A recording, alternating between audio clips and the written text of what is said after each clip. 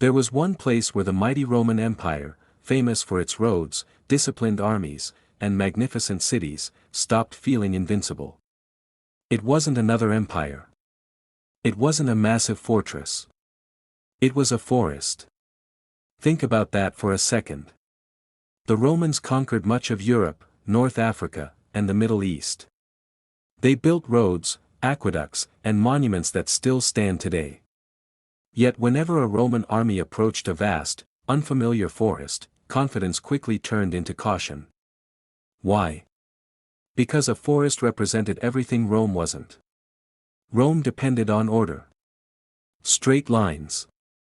Clear formations. Discipline. Soldiers had to see one another, follow commands, and fight as a single machine. A dense forest destroyed every one of those advantages. The trees broke their formations. The ground slowed their movement. Horses became almost useless. Commands echoed into the woods and disappeared.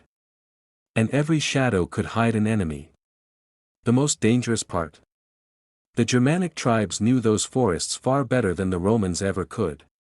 They didn't need stone walls. The forest itself was their fortress. They waited. They watched. And they attacked only when Rome was at its weakest. History proved this in one of the empire's greatest disasters. In 9 AD, 3 Roman legions marched through the Teutoburg Forest believing the region was under control. It wasn't. A Germanic leader named Arminius, who had once served alongside the Romans and understood their tactics perfectly, prepared one of history's most devastating ambushes. Heavy rain turned the roads into mud. The forest forced thousands of soldiers into a long, vulnerable column. Exactly the formation a Roman army tried to avoid. Then the attacks began. Arrows. Spears. Warriors appearing between the trees. And disappearing just as quickly. There was no clear battlefield. No visible enemy. Only confusion. By the end of the battle, 3 entire Roman legions had vanished. Thousands of soldiers were dead. Others were captured. Several Roman legionary eagles, the empire's most sacred military symbols, were lost. For Rome, it was a national catastrophe. According to the ancient historian Suetonius, Emperor Augustus repeatedly cried out, "Varus, give me back my legions." It wasn't just grief. It was fear. Because the defeat changed Rome forever. But here's the fascinating part.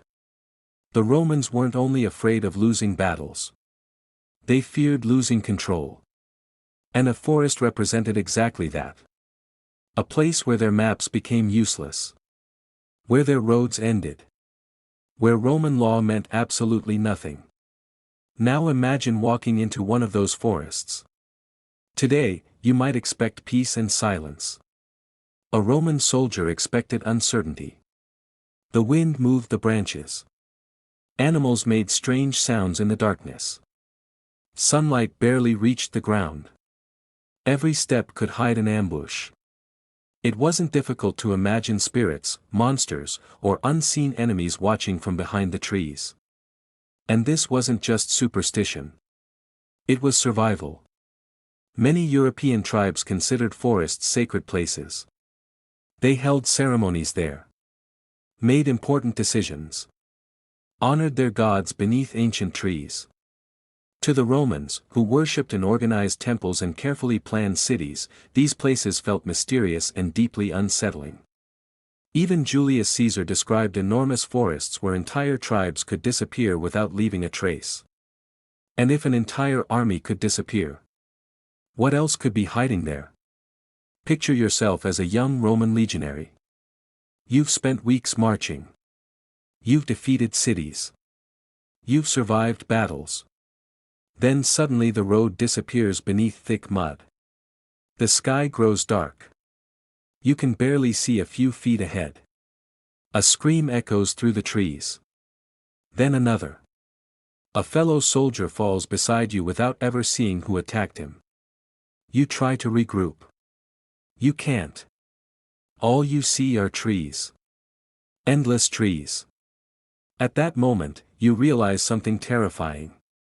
The enemy isn't only the warriors hidden among the branches. The forest itself has become your enemy. And perhaps that's why Rome never truly conquered those lands.